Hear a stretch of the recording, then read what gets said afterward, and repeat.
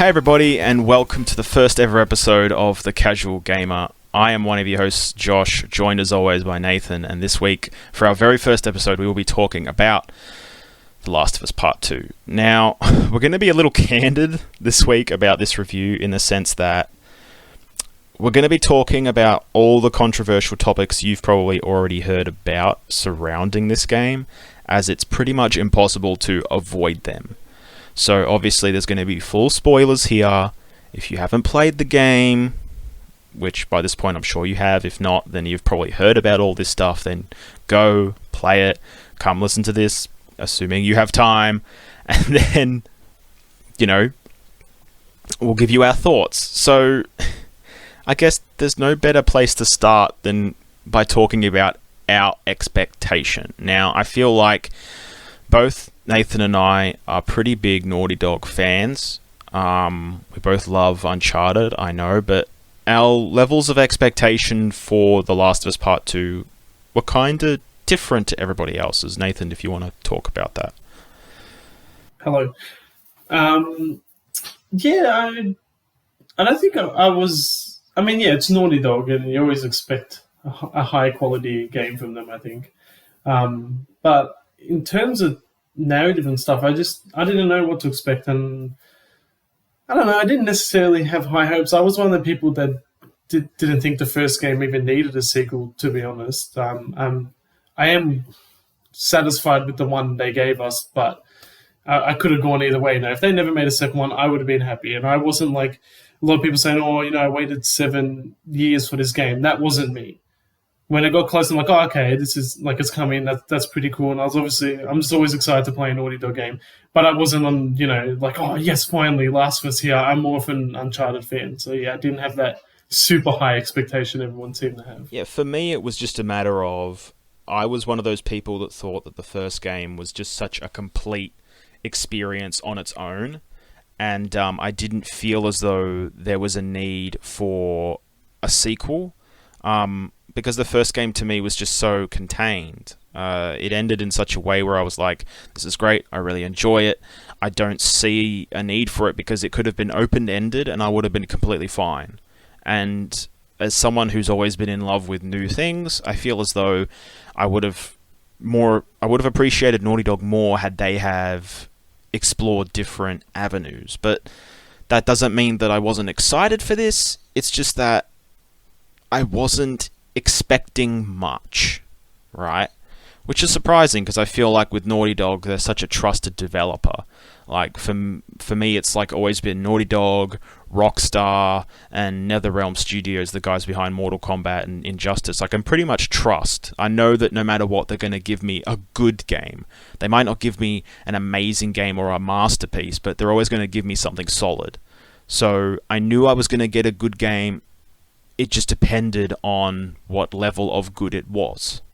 So I think that's how I felt.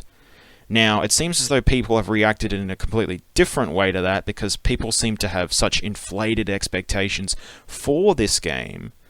It seems as though it's completely tarnished their view of the events that take place here. I think it's also worth noting that neither one of us read the leaks. Because I think it's absolutely stupid if you're a fan and you were anticipating the sequel or like we said, we're fans of Naughty Dog. Why would you ruin the narrative and the experience for yourself by reading a leak? So we did not read the leaks. Yeah, I think that neither of us wanted to tarnish that. And I think if, normally we review movies and it's not like if we hear that a trailer spoils a particular aspect of a film, we're not going to go out of our way to watch said trailer. Or if there's a clip online, we're not going to go, watch that clip. And the same thing goes for this. I'm not going to go spend my time reading some spoiler, especially when my expectation for this game isn't, that massive, because I don't want to ruin it for myself. And obviously it's completely different when one simply reads something on a piece of paper and then formulates their own expectations of what's to come, and then when they experience that, they kind of go, oh, well, that might suck, or that might be great, based on what they've already heard. Or read. So, yeah, neither of us saw the spoilers that came out, or the leaks. We went into it completely blind, and I have to say that overall I really enjoyed it. I thought that on a technical level, I've never seen a game this good or polished. You know, rarely did I see, I don't even think I did see any kind of glitch or bug. I felt that everything down to the very last pixel was just impeccable.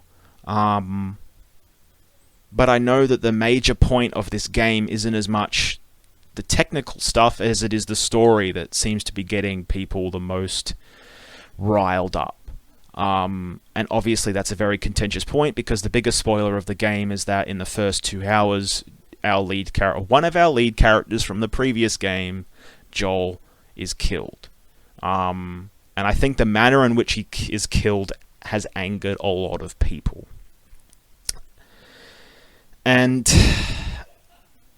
I don't want to say it's rightly so, because it is. Like, I was angry when it happened, but I wasn't angry at the way Joel was killed. I was angry at the character that killed him, which I think... Well, I think his death is really sudden, and the fact that it's in the first couple of hours of the game really like catches you off guard, and you feel like you don't spend enough time with the character. And obviously that's the intention, right? They went for this like shocking moment to start, and then they reward you with the flashbacks right up until the second last cutscene of the game, where you finally get that closure.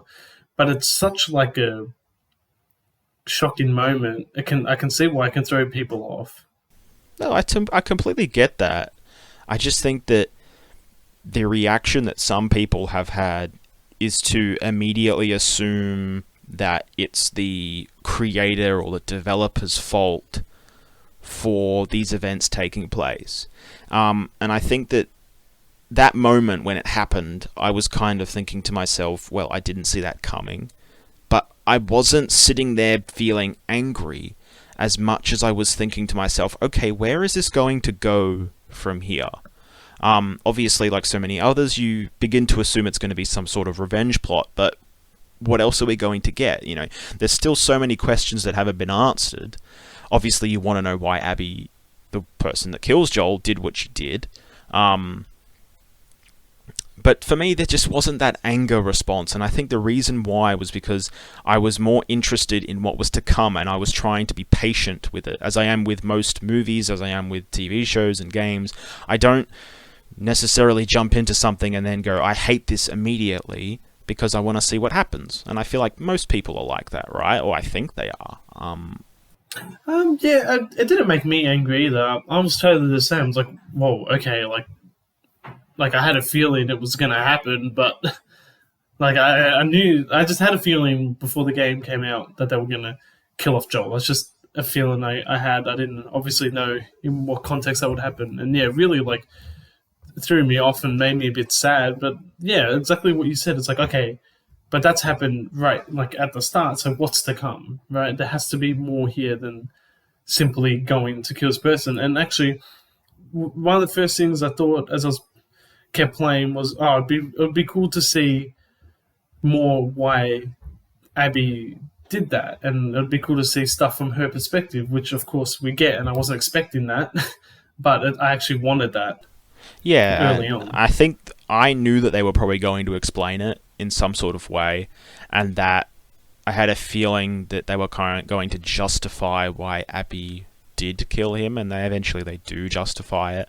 But even when that justification happens, you still feel angry towards her, right? Like when you first play as Abby, which is obviously midway through the game, or not, sorry, it's not when you first play her, it's kind of when you get the first big chunk of gameplay, which is almost like the second half of the game, and you play as her, you have that flashback to when she was, like a late teenager, I think, like, I'm guessing 16, 17, not really sure, maybe older, and she basically has to deal with her dad's death at the hands of Joel during the hospital sequence at the end of the first game. And I think that when that happened, I was still like, this doesn't make me sympathize with you yet. It was her journey and the difference between hers and Ellie's that made me enjoy Abby a lot.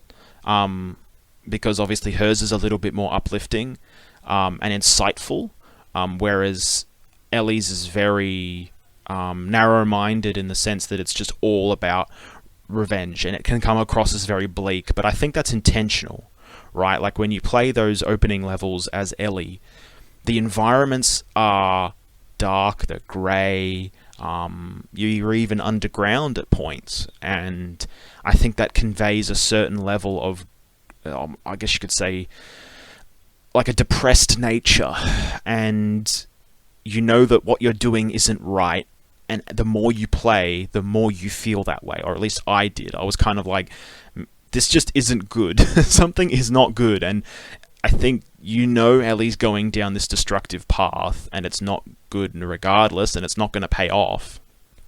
And when it doesn't, you're left blaming her more than you are blaming Abby. That's how I felt. But that doesn't mean that I forgave Abby, if that makes any sense. Yeah, Again, I don't think Naughty Dog intended for you to like Abby more than Ellie. That's definitely not the impression I got. And then, of course, like that moment, like where the two come together, and you have that boss fight where you're versing Ellie, and like you don't want to do that. You're like, I don't want to like kill Ellie, and you still don't want to, even though you've seen all Abby's story. And I think that's the tension. And I just felt like it was so unique and brave of Naughty Dog to put you in that position, to put you in the player's shoes, who in that situation you necessarily wouldn't want to be playing. I just thought that was really interesting, and I appreciated it for that. Yeah, it's them taking a risk. And, I think I've heard enough about it to know that the biggest thing that they could have done, or at least the biggest mistake that they could have done, was that they could have just made something safe that felt like the first game, and it would have been like, here you go. And Abby's storyline is very much reminiscent of the first game. But again, it could have just been rinse and repeat. And as I've discovered, people tend to like something that feels familiar for a brief time.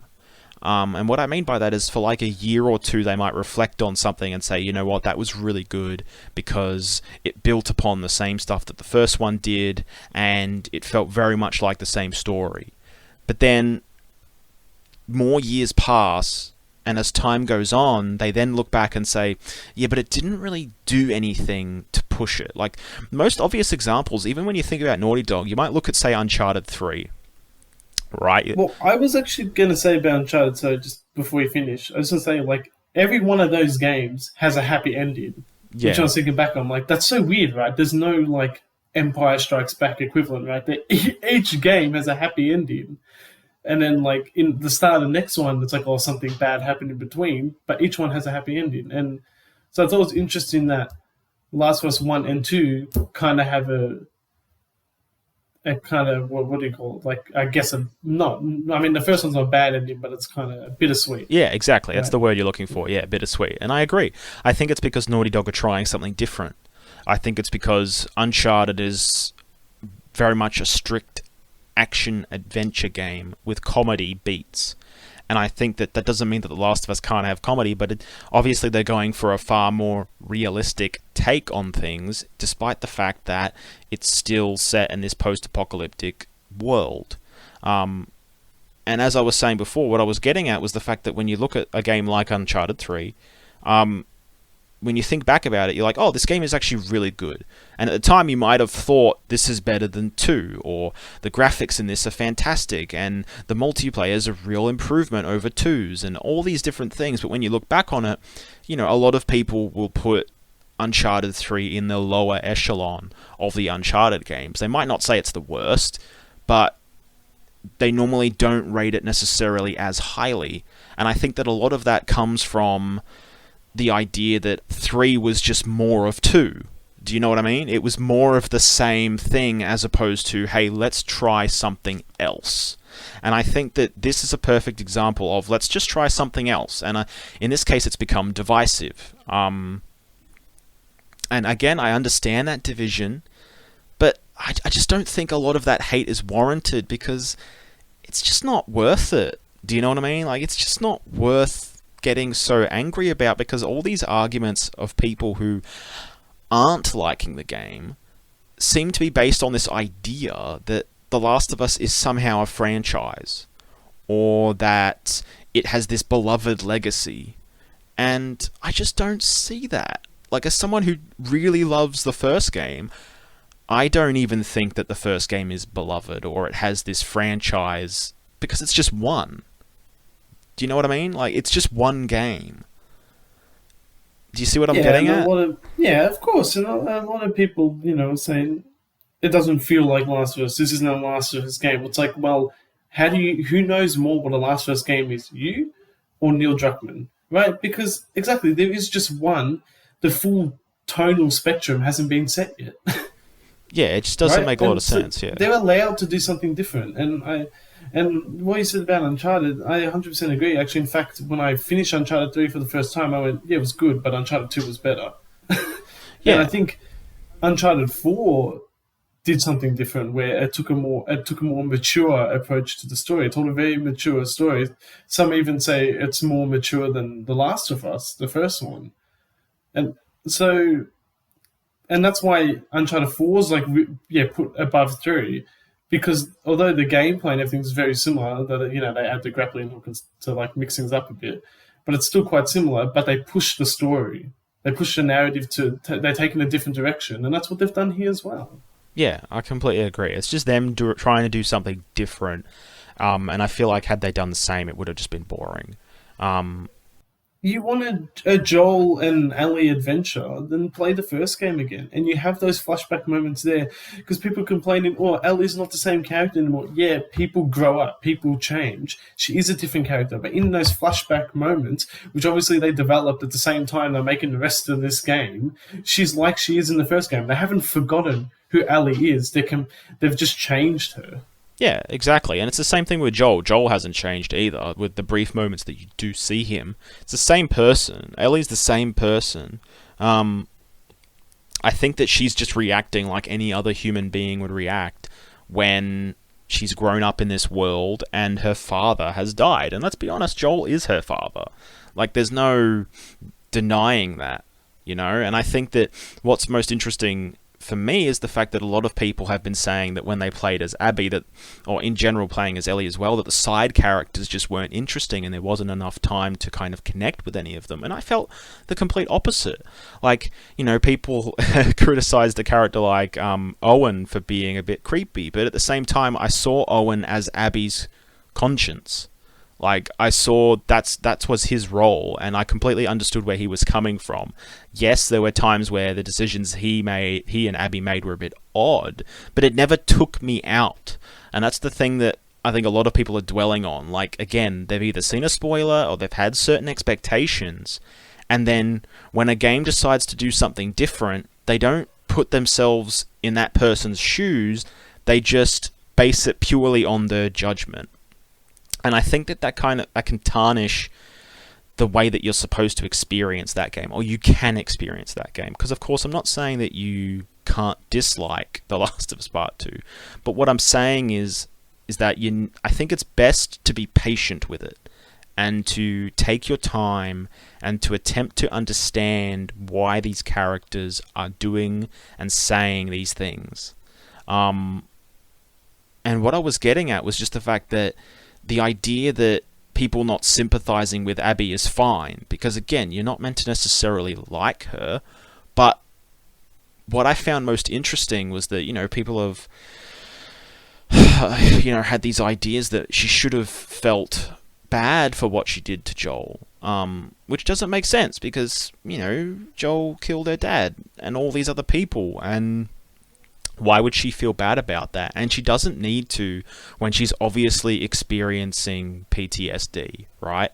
Which is the part of the game that I loved. I loved the fact at the end of these different days for Abby, you kept having these nightmares of her dad dying. And they just kept happening. Because as a player, it told you that regardless of whether or not Abby was going to kill Joel or did kill Joel, she was always going to be thinking about that moment when she found her dad dead. and his death is always going to permeate her mind. Like she's always haunted by that, and that's such an intriguing concept, and it's definitely something that you do see in reality. And the fact that it didn't go away made me feel like the person I was playing was so human, and yet had a whole future ahead of her. It was just the fact that because of the things she had done, Ellie was now on this course of revenge. And I think that's what ultimately made me like her more than Ellie, because, you know, even as the player, when you get to that final level as Ellie and you're beating the crap out of Abby, you just want it to stop. You don't want it to keep going. You're like, please, I don't want to do this. And you don't want to do it because you've grown to like both of these characters, not because they're necessarily good people, but because they're three-dimensional. And I think that's the most important thing that we can say here, is that these characters, as video game characters, are not just one or two-dimensional protagonists who are, you know, bulletproof as much as they can be. And every protagonist in a video game is, you know, often a Gary Stu or Mary Sue. I just felt like these ones were just really relatable. That's all. Yeah, I don't know. What do you think between Ellie and Abby, who you enjoyed more? Look, I don't really know who I enjoyed more. I think I'm still partial to Ellie, but I have to say, yeah, in that final moment, I felt the exact same way. And it's like, you're almost thinking, man, is it just a way they could just like almost put their differences aside and like just be friends? Like that's like a thought that crossed my mind. But obviously that's not realistic either, because that would just be ridiculous as well. But I think if you're in that final fight scene, if you're a player and you're doing that, yeah, the end of the game, and you're like, yes, I just want to kill her, die, Abby, die, then you've missed the whole point of the game. Oh yeah, I think, completely. and everything's just gone over your head entirely. Because if you're in that moment and you want to kill Abby, I think there's something wrong with you. Because it's just sad. I just felt sad in that moment. Like, this is just sad. There's just two people at their wits' end. It just made me sad. I didn't want anyone to be killed.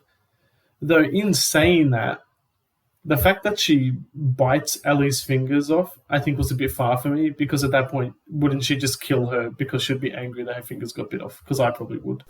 I think it was just them pushing that envelope even further, like that idea of that, despite the fact that they're not going to kill each other, they at least want to give you the illusion that it might happen. Do you know what I mean? Yeah. I think that's why they went to those lengths. And that happens throughout the story, right? Like, you get that idea of, since so many characters have died, they're trying to make you feel as though, right, here comes another death. Like, you'd feel like it's going to happen. And then it doesn't. I mean, I found all the deaths really shocking in this game. Like, even like it was a character I wasn't too attached to. It always made me gasp. Like, what the heck? Like, every time, like they always caught me off guard with the sudden deaths for sure, which I liked. I mean, it almost feels kind of like Game of Thrones-ish, I suppose. Yeah, but it's not Game of Thrones-ish in the sense that it's cheap either, right? Like, I think that for me, it comes down to that feeling of, just as I'm starting to enjoy a character and I'm like, oh man, I really like this person, it's like, and they're dead. But it's not, and they're dead, and I'm like, well, that's shit because, you know, now the game's crap because I don't get to spend time with that person. It's kind of like, that person died probably because of my actions. Do you know? Like, you're playing Ellie, you're playing Abby. These people are getting killed because of the things you have done. Because you're embodying these people. And at no point did I feel like I was losing something or I wasn't being attached to these people, because I was. And I think that their deaths were a subject of the actions that I was committing. It just makes it feel realistic as well. That not everyone has that plot armor. Like, people can't just get like knocked off suddenly, you know? That feels like realistic to me. Yeah, and the protagonists themselves can still be hurt. Like, you're still seeing some pretty gruesome stuff in terms of, like, what's happening to the player models and to the enemies that you encounter, and the sort of violence and the graphics that are, you know, on display. Because, you know, as we mentioned at the beginning when we talked about, or I did when we talked about, like, graphics and the fidelity of it all, like, this game is stunning, no matter which way you slice it. I feel like if for any of our listeners out there are, you know, I guess you could say conflicted about whether or not they should buy this game, if you're somebody who's after something just because of how pretty it is, let me tell you that this is probably, and I'm not afraid of saying it, the best looking game I think I've ever seen. Like, don't get me wrong, there are moments where I'm like, that could be better, but there are times where I'm like, how? How does that look so good? Like, that makes no sense. Like, that's not fair.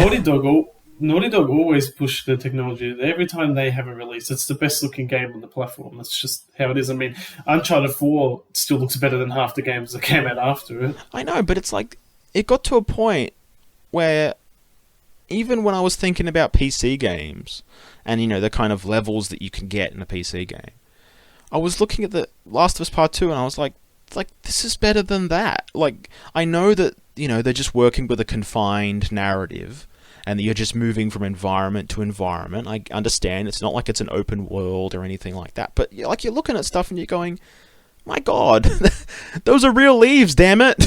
Like, that's real water, that the reflections, like, I was thinking to myself, that's crazy. Like, that's literally nuts. Like, it looked that good. And it felt that good too. Like, the gameplay and the UI and the enemies were so smart. And your allies, like, again, there are moments where you're watching it and you're like, okay, the, you know, AI ally can be a bit dumb. But then there were moments where they save your life. Like, I'll have no bullets and I'm about to get killed. And then they save me. And I'm like, thank you. And I've never felt that way in a game. Like, I've never felt that way where an AI ally is actually just saved me. The NPC has just saved my skin. It's crazy. They pull their way. Yeah, it's like everything that's on a technical level in this game is a 10 out of 10. And I think that alone should be a reason to buy it. But again, if you're so concerned with story, then I will say this thing is not perfect. It is not a perfect game. I do believe that there are some pacing issues. But for me, the pacing issues are actually in Ellie's section. And it was puzzling because I feel as though, is that intentional or isn't it? Because while I was doing each of Ellie's days, you know, I think they're in Seattle, aren't they? They're in Seattle, right? Yeah. Yeah. Each of the days that you were playing as Ellie in Seattle, one after the other, it got more and more tiring for me, in the sense that, like, it was just like the environments, as I said before, were grey, and you're in this kind of tunnel vision where you're just killing and you're just moving from environment to environment. You're just being told, right, point at that destination, you have to go there to kill more people. Like, it was getting tiring and mundane, but that's what you were doing, and that's what you were meant to be doing, because that's what Ellie would have been doing and was doing, right? Like, so that's why I feel as though I felt that pacing problem, because it was just like a slog. It felt like a slog to get through because I was just constantly killing people.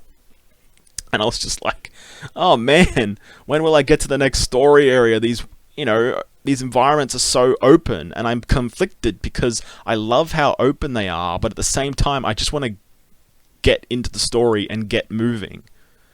And I had those moments where I didn't feel that way during Abby's stuff, surprisingly enough. Again, I felt like with Abby's stuff, I think you can notice it in the levels themselves, because everything kind of brightens up. I don't know if you noticed this, but when you started to play as Abby, you were in the daytime and things were brighter and the sun was out and stuff like that. Like, there was just all these different factors that were at play that made me feel happier all of a sudden. Like, I was like, oh, cool, dogs. And I get to pet them and play catch. And I get to do some, you know, rifle range stuff, and now I'm running around with some friends, and I've got more, you know, I've got company, and I can talk to people, and it just was a completely different experience. And again, I think that's because it was intentional. Oh yeah, 100%. But in saying that, like, I did I also felt the pacing issues were with Abby's side as well. Like I think that's the fact that it's pretty much two games in one, right? It's split like directly in the middle, and it takes you so long to get back to Ellie. Like it takes like 10 hours plus of playing as Abby. So I still wonder if they could have switched her more often, or just maybe I don't know. It's just I think the way it is good, but I keep asking myself, could they done it? Could they have done it differently, and it still would have worked just as well Oh, it is or better? jarring. It is jarring. The fact that you're that one character for so long, like I said, like you do get a bit tired of Ellie because it's the same thing over and over again, and then. But I just felt the same with Abby, and then I was missing Ellie. So I think it's because payoff. you lose and then all your weapons reset again. Although you unlock stuff faster as Abby, it's still like you're going right back to the start. Yeah, again, I think, as I said before, I think this game begs that you take your time and that you just be patient. Just let it tell the story it wants to tell.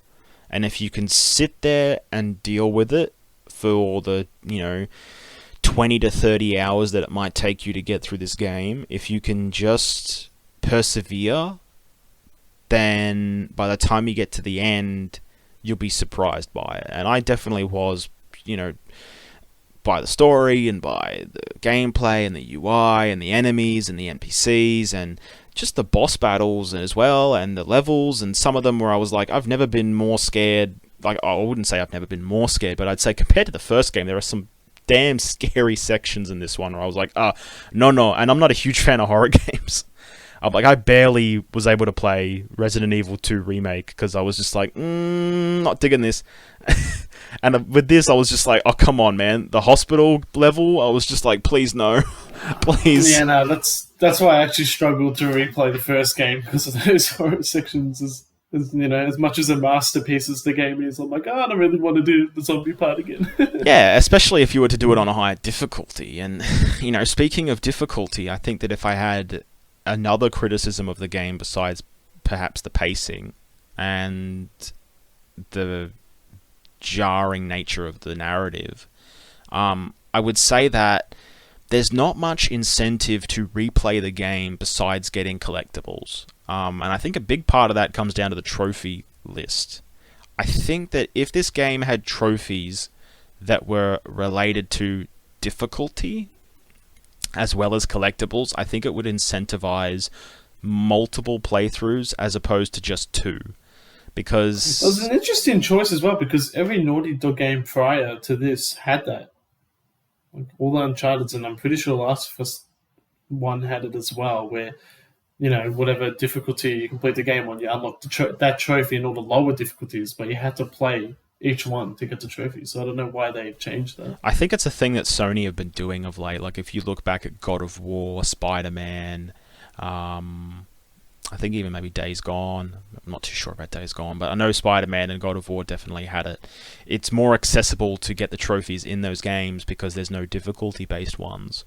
I think they. Well, Spider-Man was my first platinum ever because I don't usually trophy hunt, and it was just so easy to get. I'm like, I might as well.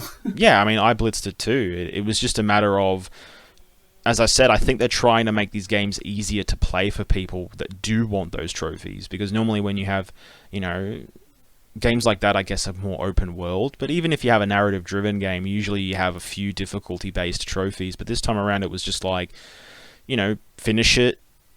I think there's a New Game Plus trophy and basically get all the collectibles, and that's it. But there's none that are related to survivor difficulty or anything like that, which, again, it takes away the replayability, and this wouldn't be a concern if there was multiplayer in the game like there was in the first. And I can understand, because Naughty Dog themselves have come out and said it, that the reason why there is no multiplayer in this one is because they wanted to dedicate all their time to the story, which I completely get. I fully understand that. It's just it's a missing component, and it's not like I can forgive something just because they've said they couldn't do it because their focus was on something else, right? It'd be like if I was having a go at a multiplayer game and saying there's only multiplayer here, there's no single player. There'd be almost a double standard. Does that make some sense? Like, it just feels like I'd be doing a disservice to both multiplayer and single player focused games if I wasn't at least saying they could have just done something to incentivize replay. Yeah, and the multiplayer in the first one was really good as well. It's fun. So I would have liked to see it. Yeah, I think we'll get it. I think they probably need to do it though if they're going to before the release of the PS5, because if they don't, then I don't know if they're going to be getting many people coming back. But yeah, we'll see what happens. Is there anything else? Yeah, well, I did want to praise the game. Something that people aren't really paying attention to is the amount of accessibility options in this game is incredible. Like, this is one of the most accessible games I've seen on the market. There's hearing impaired options, vision impaired, and it's just the amount of options. You can change the subtitle size, the colors. You can put different color modes. Just all that. I just think that's like amazing and really like sets a standard for accessibility in AAA games. Well, it might be why the trophy list was easy, right? Or it might have been why it was simple.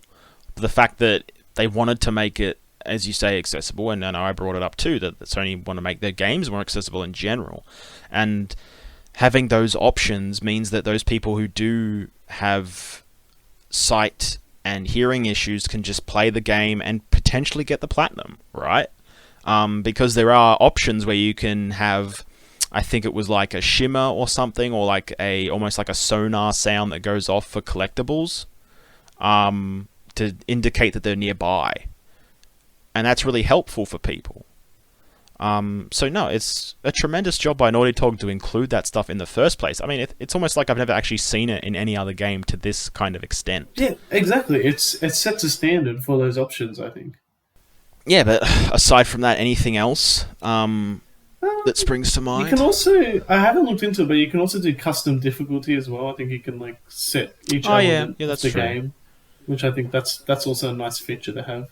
Yeah, and again, I don't know. I still don't think it adds that much replayability. I mean, I started to replay it to get the trophies, but I haven't touched it in over a week. So. Yeah, exactly. Like, once you've done the story, it's kind of like, what other reason do I have to go back through it besides getting the collectibles? Which is fine, but, you know, with games like this, I think story can be very important. You know, looking back on Naughty Dog, I think about how many times I replayed Uncharted 2 just over and over and over and over and over again. Not even to get the difficulty trophy, just to play that game's narrative multiple times because of how fun it was. Because I guess it's just easier. I mean, it's shorter, it's more linear. It's just you know that's why I think it's easier. Exactly. Yeah, you know, it's a smaller game because obviously it's made on a less powerful system. But yeah, I think we didn't really touch on some minor things, but I think they're self-explanatory. Like talking about the performance capture and the acting on display here, it's going to be damn good. And it is. There's no confusion about that. To me, this game is just so hard to hate because just all the standards that Naughty Dog set with each release is just ridiculous. You see acting that you just don't see in 90% of other games, and you see visuals. Just everything is just better than so much other games. How can you hate this game? I just find that hard to understand. Again, I think it's because when you have the internet and the way that it is now, there's more reasons to hate something if you're given more incentive to do so. And I think that in this case, there's this forum, and as you mentioned before, people have exposed themselves to certain bits of information, and we talked about inflated expectations, and that when they come into a game like this that they perceive as the sequel to a beloved game and this big franchise, they immediately critique it and its various aspects for the most minute things, which I don't think is fair, because you can even get other games that have released just this year and people haven't taken the same shots towards it, right? Like, you think about games like Doom Eternal, or perhaps Final Fantasy VII Remake, or even Animal Crossing, which are all probably amazing games, right? Just as much as The Last of Us 2 is, by the end of this review, you have our opinions of it, but you'll probably be able to tell we think it's pretty damn good. My point is, though, that all these games have really good things, but they also have issues. And it feels as though people are just nitpicking here ever so slightly. And I think, again, that just comes down to what they wanted and what they inevitably did not get. Which is sad. And I think it's sad not only for other people who are interested and are exposing themselves to these opinions and then they're going, right, I'm not going to buy it because of this, but I think it's mostly disappointing for the developer and the publisher, who not only have invested money into the developer's work, but for the developer who's taken the time and the effort and had all these people work on the game, and then for that work to be tarnished because somebody spoiled something, and then people have jumped to conclusions. Yeah, you can see the love and dedication the whole development team has put in here, and it just makes it all the more sad that it's getting such a negative reaction. Yeah. Anyway, what are you going to do? Alrighty then. We'll wrap it up. Yeah, I was going to say, we'll wrap it up. Alright, so I'll probably go first. Yeah. Again, I really enjoyed this game, as you probably are all fully aware by now. I'm just going to be as simple as I can. The pacing is an issue. The story can be a little jarring, and I think there's not a lot of replayability in it. However, we're talking about a story that I have not done, or I've not seen done in this kind of a way before. I think that the fact that you play as the person that kills Joel is so interesting, and it's just something I had never expected. And it's done so well, and I enjoyed Abby more than I did Ellie, which is surprising for me.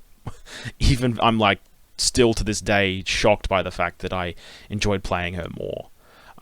So for me, I think for the story and for those elements alone, I'm willing to go as far as to give this game a 9 out of 10. I'd love to see multiplayer come to it. I think that would definitely bump it up. This isn't the best you're going to find on PS4, at least for me. I'm still a big believer in 2018's God of War. For me, that was just the best I had seen on PlayStation 4 and still is. But I think this is a worthy successor to the first game, if you're one of those people wondering that. I think it's on the same wavelength as the first one. I don't think it's better than the first one, for reasons previously stated. As I said, multiplayer elements like that. But I think it definitely earns the name The Last of Us. Anyway, what are your thoughts? Yeah, no, I pretty much agree. I think this is a worthy successor, and look, unfortunately, if you've spoiled this game for yourself, either by watching on YouTube or reading the leaks, whatever, you're just not going to be able to enjoy it on the level that we did, and that's just how it is, unfortunately. You've ruined it for yourself, so that's that. But I think, yeah, for a first-time experience, it's something very unique and brave here. And I appreciate Naughty Dog for putting in effort. And yeah, it has its problems, of course. And, you know, I probably enjoyed Uncharted 4 more than this game, if I'm being honest. But yeah, it's good. I had a good time playing, and I'm excited for their next game. I'm excited to see what they do with The Last of Us. Honestly, if they make a third one, I'm very intrigued to see what they do with that. And I hope that happens and not too put off by all the negativity. And yeah, so I'm gonna give it an 8 out of 10. Well, thank you all for listening to our first ever episode of The Casual Gamer. You'll probably hear from us soon, as there isn't many movies out there at the moment due to the whole COVID-19 situation, but we'll definitely keep you guys updated. Alright, well, thank you for joining us, guys, and we will catch you all later. Bye-bye. Bye, guys.